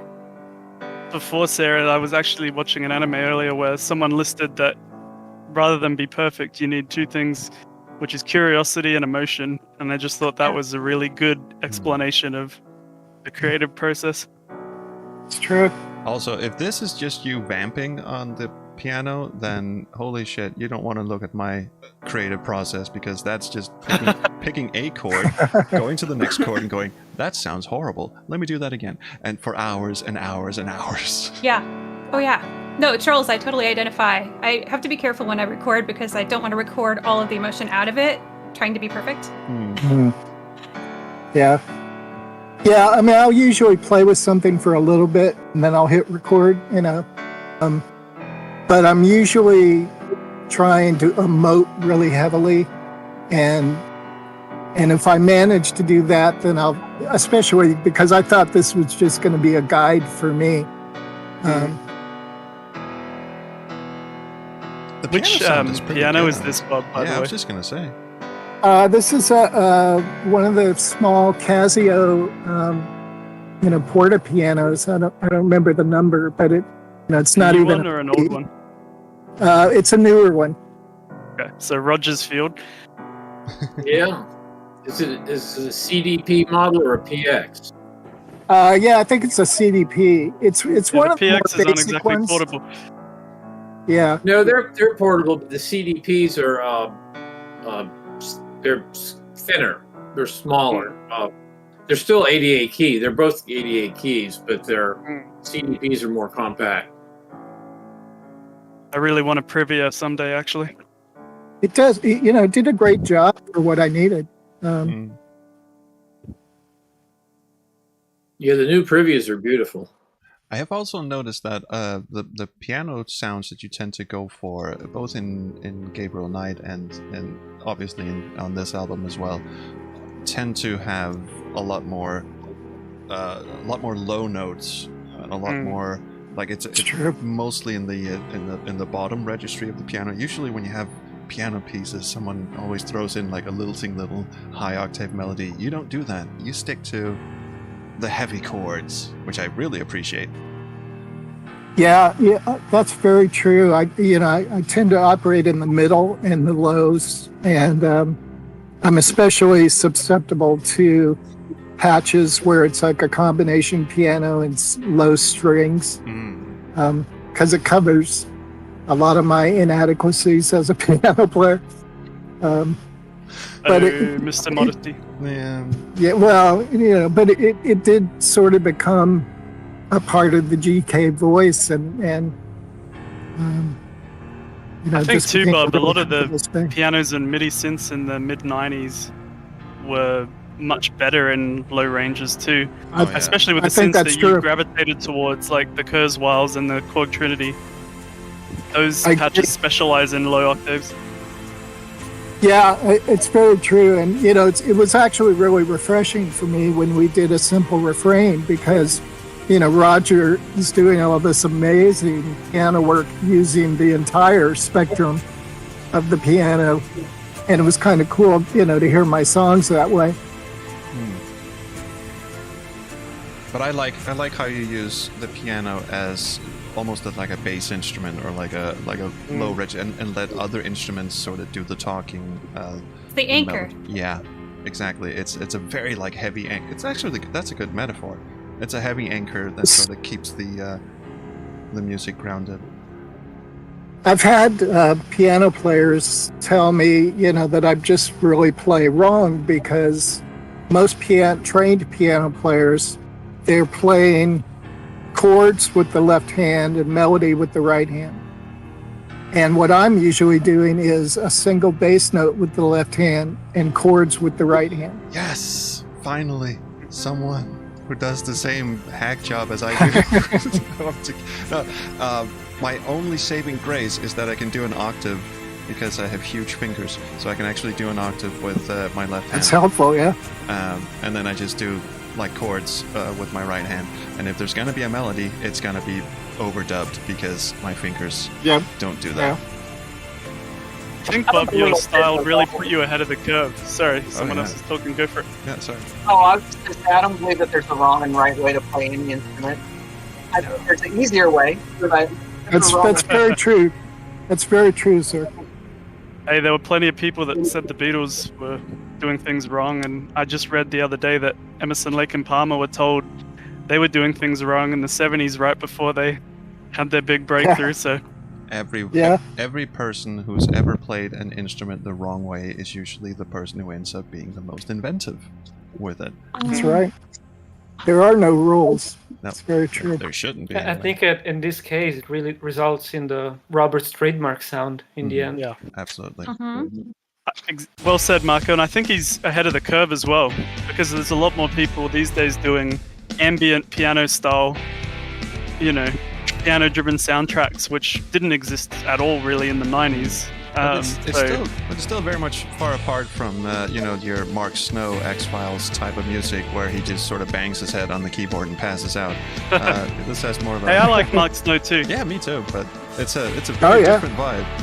Oh God, Robert, can you tell us about this track? Oh, go ahead, Trolls. I was just gonna say, I am so disappointed that you went with this drum. This drum You know, it just really felt better to me. I tried and tried with the other one. I couldn't feel it. I'm but kidding. The only thing I really hate about this is the drum sound, because this uses a different drum patch than the one I recorded the other one with. So it sounds. What did you use for the drum sound? Sorry? What was the drum sound? This is a free drum VST called MT Power Kit. And the other ones are SSD Simon something drums, which in my mind sound a lot better. So this was actually a scratch take because I should let Robert talk about this tune actually. Well, I had heard an old tune called "Sons and Daughters," which had this drum beat, and I really liked the drum beat. I heard it. It was running during the credits of the movie Jane and I watched. And so I went to Trolls and I said, hey, can you give me like 6 minutes of this?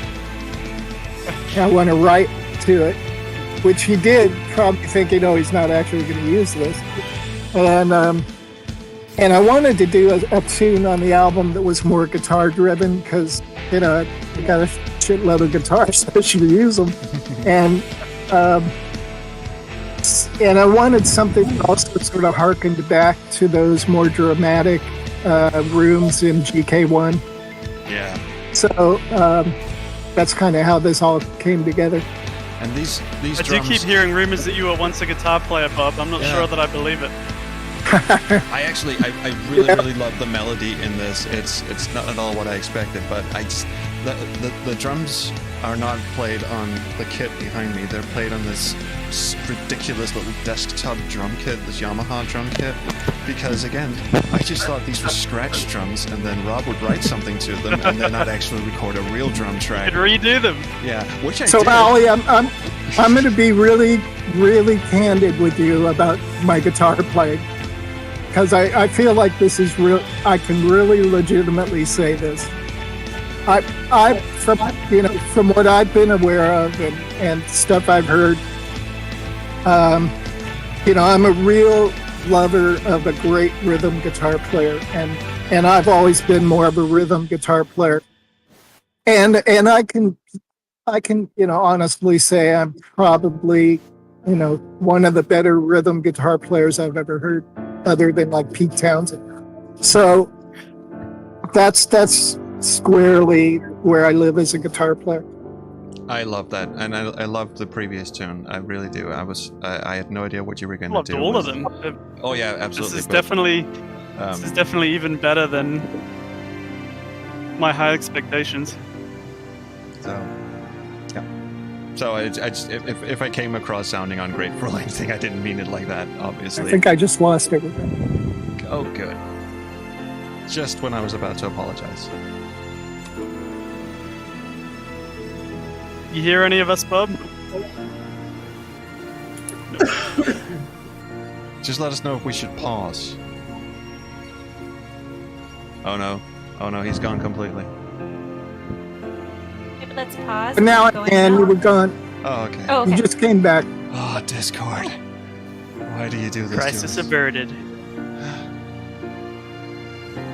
So if you were abusing me, I missed it. Oh no, I was actually trying to explain that. Yeah, I really loved the previous tune, and if I sounded ungrateful, I didn't mean it like that at all. It was a fun. Best scratch drumming I've ever heard, Trolls. It was.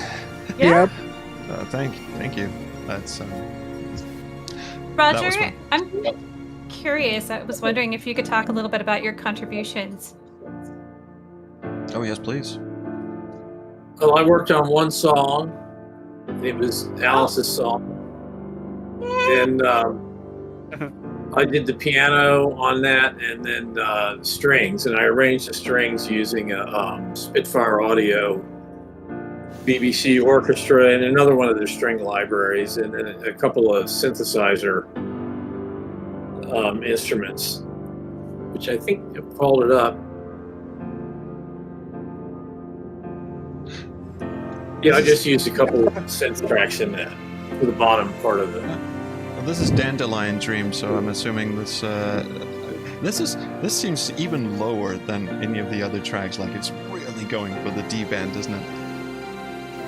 I was going to say, when it started, I heard that deep Robert Holmes piano. Yeah. Yeah. Well, the nice thing with it, though, it's really clear because, you know, when you whether it's a digital piano or a real piano, when you play chords at the bottom, it can be muddy, and especially a lot of sampled pianos, depending on how much memory they use. It's muddy down there and shrill at the top of the keyboard because they figure you're going to play probably in the middle if you're doing up tunes or something. And all these piano sounds great. I mean, the chords sound good down there. You can hear all the notes. Yeah. You know?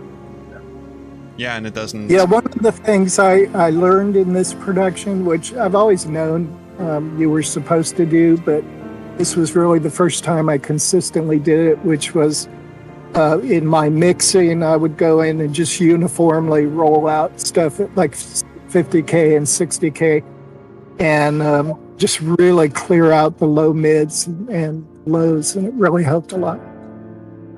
Yeah. Hey Bob, I'm getting a real Procol Harum vibe on this track. It's making me think of a Salty Dog a bit. Hey, that's perfect. I love that song. There was a bit earlier when Roger was talking that gave me real vibes of that track. Yeah, I'll take that. And again, I have to give special props to the subtle use of arpeggios. That just that sort of going up and down thing that you use. Oh, here we go. Penultimate track. Yeah. This gives me Mobius vibes. Yeah, definitely. Interesting. Probably because of the one where it was like the sort of James Bondish action music sound. Yeah. Yeah, it definitely has that. Yeah, I love a good tremolo guitar part. Yeah, it's like reminds me of a cross between John Barry and David Arnold. This is Strange Attractors Commission. John Barry. I am not worthy to be in the same conversation with John Barry. Yeah, you are. You're clearly inspired by him for a start. Yeah, this is the one that I asked for.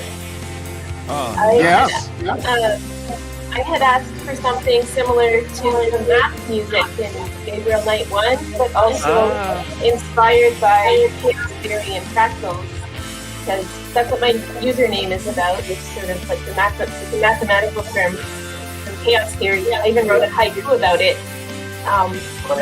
The extras of chaos, funneling beauty into following strange paths. Nice. So that's what I asked for, and maybe would you please talk about what your process was for writing the song? Yeah, with that input, it made me think about places in the games where, it wasn't really a quiet part of the game. It wasn't really maybe the most dramatic part, but it was a scene maybe leading up to something, and still had a sense of building and a sense in coming drama. And I thought Eve of Chaos was a perfect phrase for that moment where something's just about to happen. So I wanted to have the music give you a sense of movement, and then toward the end really again do a lot of building and sort of add that tension. And this was so much fun to play drums too, because again you could just vamp, and like you say, it keeps building and building, so the playing gets more and more wild towards the end. And I think of all the songs that I played drums on, I think this is the one that actually came out the best, because I can listen to this and not go, oh, I missed that, I fucked that up, I fucked that. This one actually, I'm really impressed with the high sounds on this drum kit. Yeah, actually the highs are boosted a bit, because usually when JPS mixes my drums, he all but buries the hi-hats and the cymbals, and Rob put them back up in the forefront.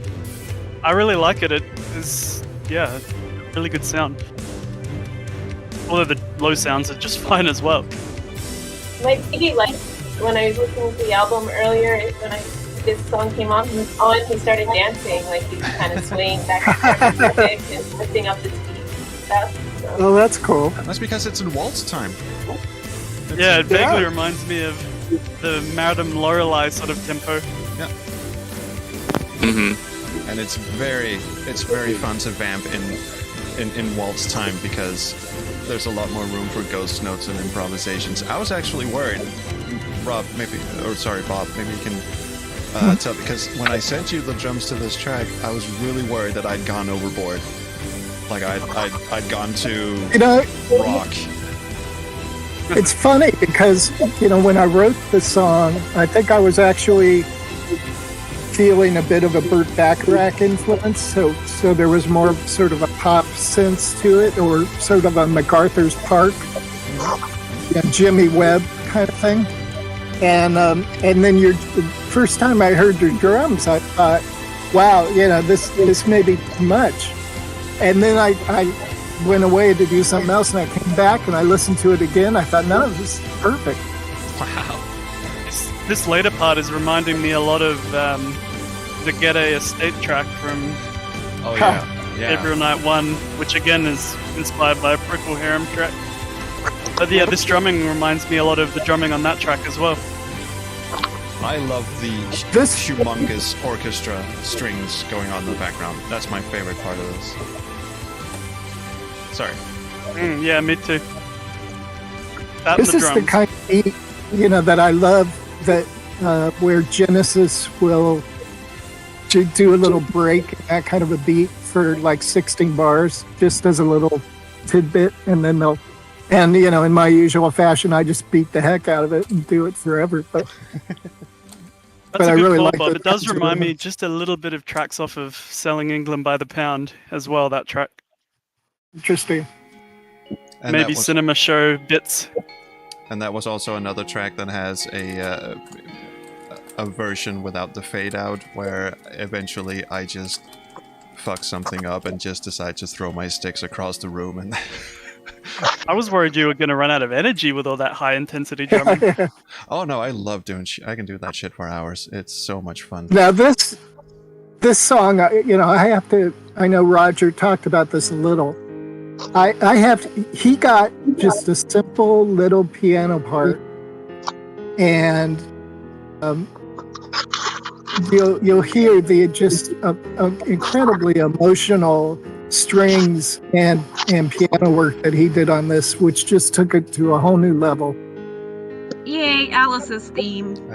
I mean, already we're getting that dipping in tempo, going back up, that really good piano players used to accentuate the emotion, so to speak. I love these chord progressions in a lullaby. It has more depth. It could have been a lot. You know what I mean? I'm not articulating it very well, but you mean more direct, maybe, instead of more subtle and most lullabies are very major. There's not like it dips a little bit into the dark and then comes back out of it, and I like that. Yeah, definitely. This was originally sort of started just after I lost our dog Liv, and I went through just a really heartbroken period, and I was writing something for her, and then as I communicated with Sarah about what she wanted for Alice, and the more this developed, I thought it would be perfect to take it in that direction and maybe do the toy pianos, and so it kind of evolved into that. Just for Robert, context, that's for people watching. Sorry, I was just going to very quickly say that Alice is Sarah's child, if anyone's wondering. Yeah, that's my little girl. No. So Robert, that's actually kind of perfect, because when I decided to up my Kickstarter donation right at the last minute to do this, it was on my way back home after being in Southern Oregon and being with my dad the last few days of his life. I just wanted to commission something that's about life and sort of moving ahead, and getting something for Alice seemed right. So kind of coming out of grief into something a little bit more, yeah, I don't know, I guess that kind of starting out as a song that you wrote out of your own grief that kind of changed into this is perfect. Yeah, that's just amazing. Oh, that's how great those to hear. things can coalesce Yeah. It's like amazing that you both had the same headspace. that. Yeah, And it does that's start really out, cool. starts out very dark, and then you go into, life goes on, kind of this part here. That's very life. And he didn't know her very well, but he's, I like to think that he's still watching her and he's still a part of her in some way. So weaving grief Yeah. and joy together, that's kind of what life is all about. That's very cool. Gabriel Knight as well. Very, and it's a very poetic piece to end the album on as well. Yeah, this reminds me of something too. Yeah, I thought it was kind of a nice resonance to end with. Lovely. That's Strings are great, Roger. Yes. Oh, very nice. And big props to the arranger. Yay! Yes, Roger, you made it really shine. You made it sing. You did a beautiful job. You really did. I'm glad that it was ultimately written for your little princess. Yeah. So that's. I have 3 granddaughters. So Yeah. and they're all older than yours now, but they're always your little princess. Yep. So. It's so unusual for one writer to be able to really emotionally interpret another writer's work sort of so accordingly to the original intention. It's very often that when people redo somebody else's work, they add their own thing, which is cool. But Roger is just really gifted. He can hear things in the simplicity of what I create, and what he amplifies that with and extends it with is always absolutely appropriate and absolutely, what I would have done. Yeah, what it reminds me of, Bob, is the Famous Last Words Supertramp album, where they had special string arrangements for a few tracks, mostly Roger's, and yeah, obviously a big influence on you. So yeah, really, really impressive stuff by Roger the Hooper, that is. No, thanks. When you're working with somebody else that's the composer, even though you're composing yourself, it's kind of like you're obviously like you're involved to bring what you have to the table, but at the same time, you're not going to go like way out in left field somewhere, so that when Robert's fans are listening to the album, they're going like, "What in the world is this?" kind of a thing. You know what I mean? So it's like you have to kind of get the idea of what Robert is the writer of the thing. What does he want for it, kind of a thing, and what can I do that's a little different and embellish it, but it's his composition. It's his work, kind of a thing. I mean, it sounds like he could have done it. It sounds like it's something the original composer could have done. So you've obviously married it up incredibly well. After doing the piano album with him, though, when we first started doing that, I would do all kinds of wild stuff and play a lot of things like at the top of the keyboard. And he would come back and go, I don't know. Kind of thing. So by the time we finished that album, it was like we were really in sync, and everything. So I learned a lot about him and what he liked and everything like that. And I had never heard of any of his game music or anything like that before that recording. So anyway, by the time we did this, it was a much easier thing to walk through. That makes very good sense. There's a good little segue there, Roger. Would you ever consider doing another album with Bob? Oh, sure. Oh, definitely. I mean, I met him, I think it was 5 years ago. Was it, or 7 years? Was it maybe 2015 but through George? Yeah, that's something. George Napier, I had started in music retail in 1985 up to 2001, and I had met him in the 80s, and he became one of my customers buying keyboards from me then. And after I left and ultimately got on Facebook around 2008, George and I reconnected and all. And at some point, I get a message from him in Messenger, and he's like, I have this friend, Robert Holmes, and blah, blah, blah, blah, blah. We want to do this thing with this company writing these pieces of music and all that. And I thought, well, that sounds pretty cool, and before you know it, like we were doing some project together, I think around 2015, and it involved like a ton of synthesizers, and it was really fun. And so we, things just went from there. And it's like we messaged back and forth, like the two of us, like every day and stuff. So it's really become a really good friendship. It really has, and I have such admiration and respect for Roger's skills. If you haven't checked out his composing, it's just amazing. It's so rich and really authentic. Might want to pop in a link for Roger. It's rogerhooper.com. Please check out Roger's music. He's incredible. It's beautiful. Can I just say, before we move my on, SoundCloud page, Morgan, I haven't done anything with my website for years, which is a crime. I know my that feeling. SoundCloud page is very current. Same here. Where was the place you recommended to go, Roger?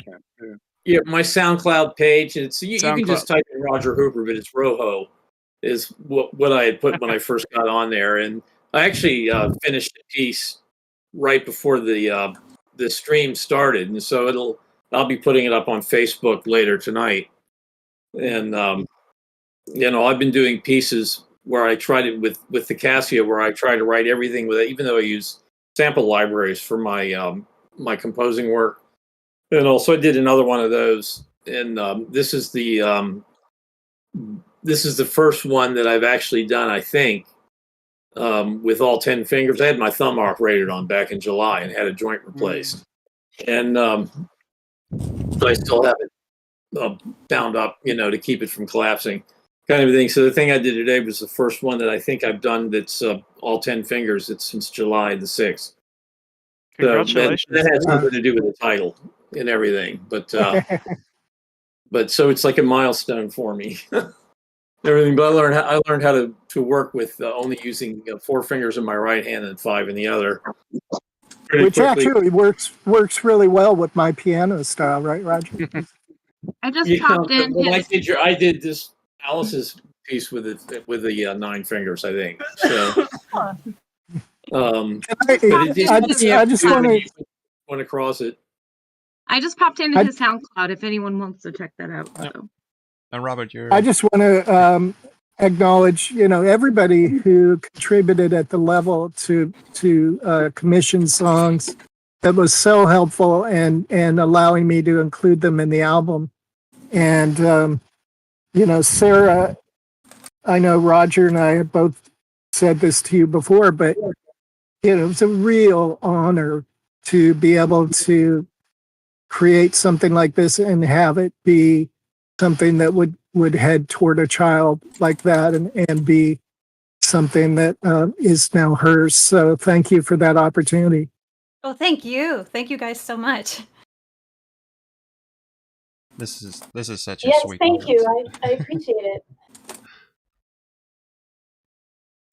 Right. Well, does anyone have any questions for Mr. Holmes or any of his compatriots? We are also accepting messages in the chat if anyone is interested. Doesn't have to be about the album, although I would assume. Yeah. How has your composing process changed over time? Like, do you do things differently now than when you were making Gabriel Knight 1?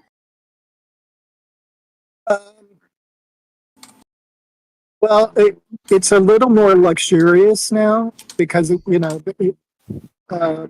it certainly wasn't with Mobius and the GK remake. That was kind of hellish to be doing both of those simultaneously.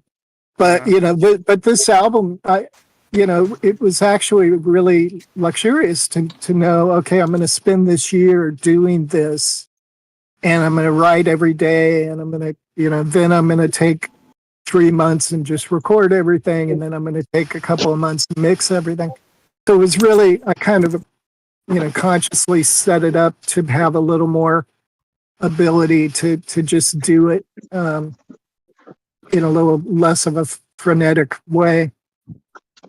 To throw back to something we touched on in the chat a couple of weeks ago, Bob, that makes me think of something you said, which was you were always wearing a composer hat as well as your producer hat. So was it luxurious just to not be the producer of the game and just be able to be the composer? It was, and it's funny. I've had a couple of people say, it's so great just to have the music and not have to slog through a game. Which is kind of the running joke here, between Jane and I. Don't let Jane hear you. Yeah, I always tell Jane, the writing's fine, but it's the music that makes, and she doesn't quite agree. But yeah, it was really nice to segment these and say, okay, all I'm going to do is just write at a simple piano for a few months and form all the foundations, and then I'm going to take those foundations and I'm going to produce them, and then I'm going to mix it. So it felt it was kind of a nice level of organization. Yeah, and I just again want to thank you for the opportunity to do something on it. If anyone had told me back when I was 15 or 16 and played Gabriel Knight for the first time that I would eventually end up drumming on the dude who composed the music's album, I wouldn't have believed them. Yeah, same for me. Same. All of you guys just made amazing contributions, and you were very good sports. In working with me, and I would say you were a good sport in working with me, honestly. You're talented too, trolls. Come on. Yeah. You guys would not be on this if you weren't good. Thank you very much. Yeah, trolls. When we get older, we get more mellow. So at this stage, Robert's very mellow. He's very easy. Yeah. He's very easy to get along with, though. He's amazing. I've always been mellow. Now I'm kind of comatose. Well, I think the last hour of music just proved otherwise, my friend. Oh yeah, there's a lot of fight left. Oh yeah. Anyway, it's a beautiful album, and it's just absolutely. It's just gorgeous. Definitely no low moments or filler in there. No. Thank you so much. It's so great to have. You just never know, when you do something creative, as many of you know.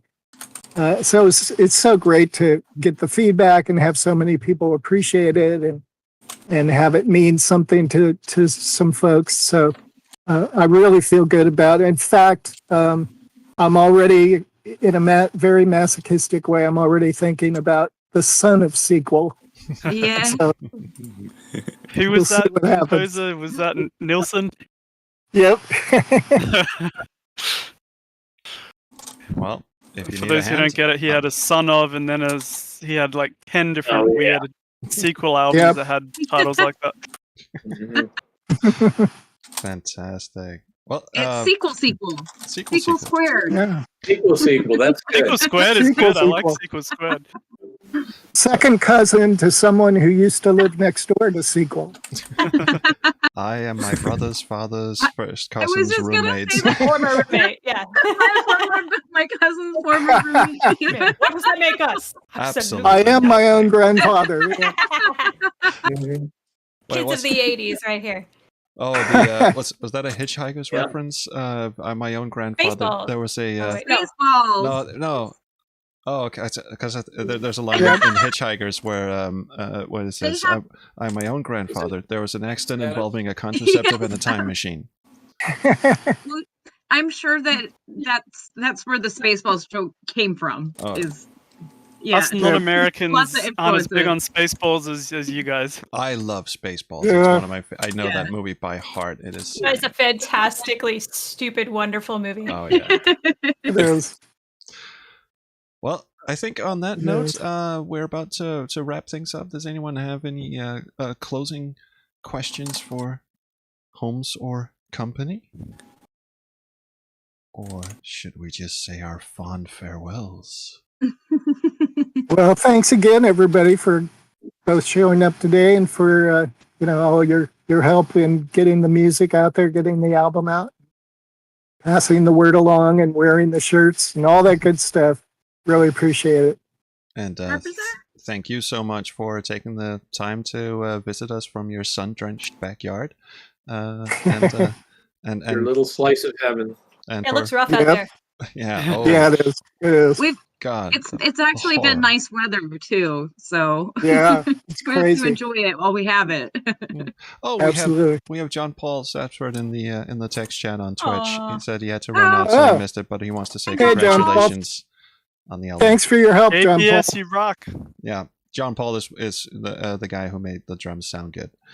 Nothing at all to do with the guy that played the drums. No, he's terrible. He's awful. He's a complete hack. That just goes to show you how collaborative these kinds of projects are. And no man is an we island. we were also very lucky to have made enough to have the money to pay people for such a collaboration. So yeah. Well, I tell you what. When I listened to this and I heard the drums, I didn't realize at first that it was a drummer. I thought Robert had programmed the drums on the keyboard, and I thought, how did he do that? It was incredible. It was like better than a keyboard. Because I write for a music production library for TV stuff, and sometimes they ask for drums, and so I use drum samples. You can't use loops because of different things, so I play them on the keyboard and everything, and it's like I've got like 3 ideas. Or maybe 2, kind of a thing. So that to me, I listened to that and I said, "That's incredible." And then later on, I realized it was a real drummer, but I thought it sounded great. Are you sure it wasn't Robert? Even the Yamaha drum thing. Was it Robert taking credit? I didn't read any credits. Now. I didn't read any credits, but I thought he sounded really good, and he really filled out the songs, and it was just like another texture kind of a thing, more than just a beat on the thing. It was another texture in there, Yeah. Thank you. Beautiful.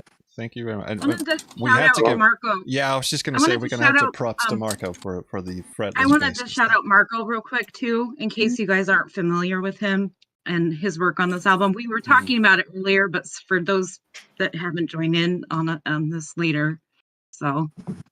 Yeah, he played fretless bass on the second track. Oh God, that is so beautiful. That's really good.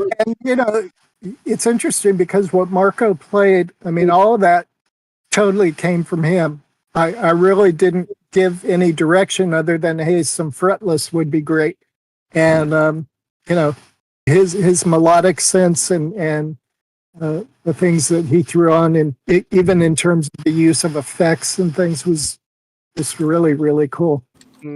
Thank you. It was such a pleasure. And we share a mutual love for Chris Squire. So yeah, I had that in mind when I played it. And I felt like, Chris Squire. Yeah. Yeah. Oh, yeah.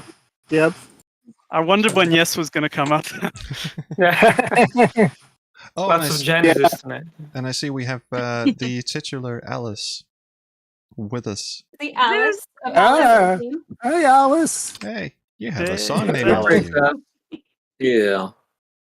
Yeah, it's one of the other great supporters of the campaign is a good friend, James Quigley, who is a huge fan, and he was a big part of our Pinkerton Road activities. He's always been so supportive of Jane and I, and he, to your point about Yes, he called me a couple of weeks ago and he said, "Hey, I've got front row seats for Yes in Washington D.C. if you can get out here in November." So, well, there you go. It's going to be a special evening. Phenomenal.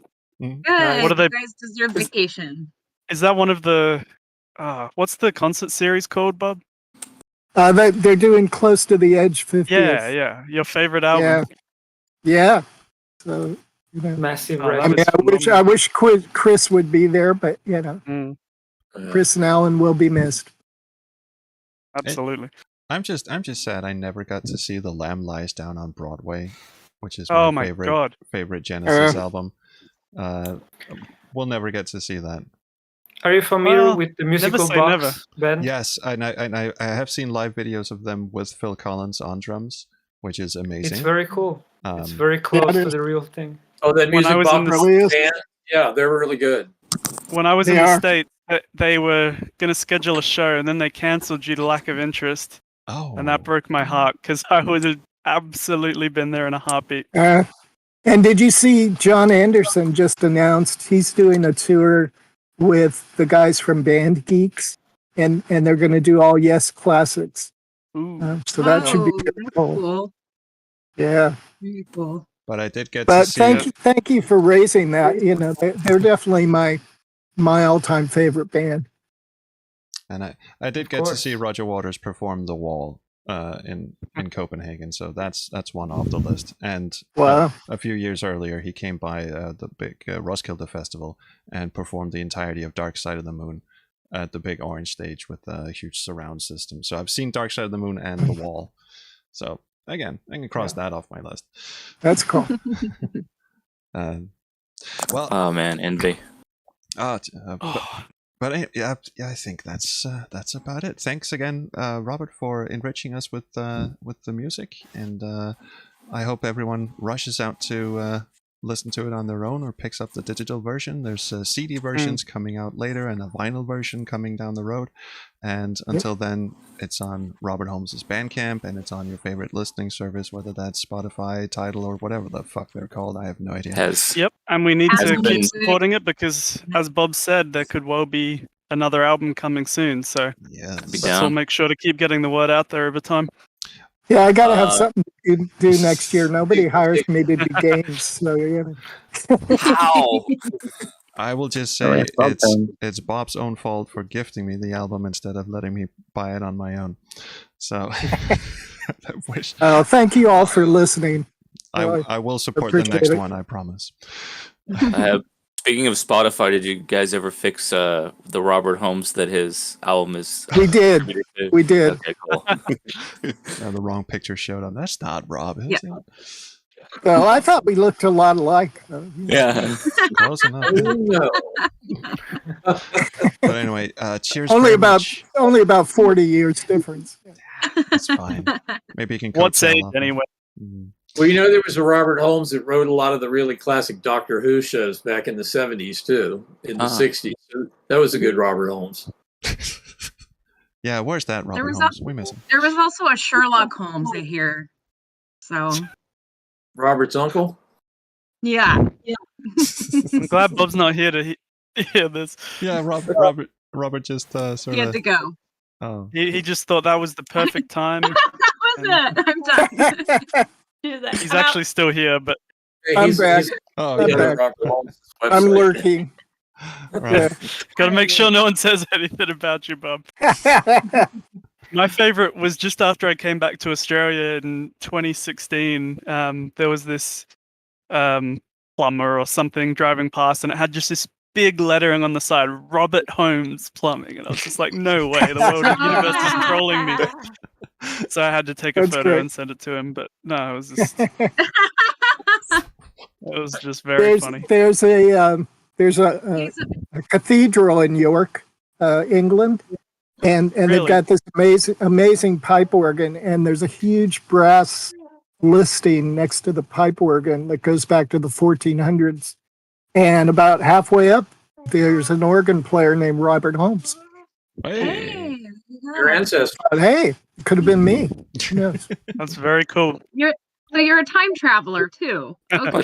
Yeah, in my Goes spare back to time. Doctor Who again. So we've got There you go, musician, yeah. we've got time traveler, and if everything else fails, you can always become a plumber. There's apparently. But There's anyway, options. thank you guys so much for showing up to this thing. Thanks again, especially to Hi, Robert guys. Thank Holmes. you, but thank everybody. you, everyone who Thank made this you. album Thank so you. fantastic. Have a great Bye-bye. weekend. Have a great weekend. Have a great Take care. night, Bob. and Bye-bye. talk to you guys later. Bye. Bye. Bye. And thanks so much for coming by the stream. See you around the Chrono stream. Bye.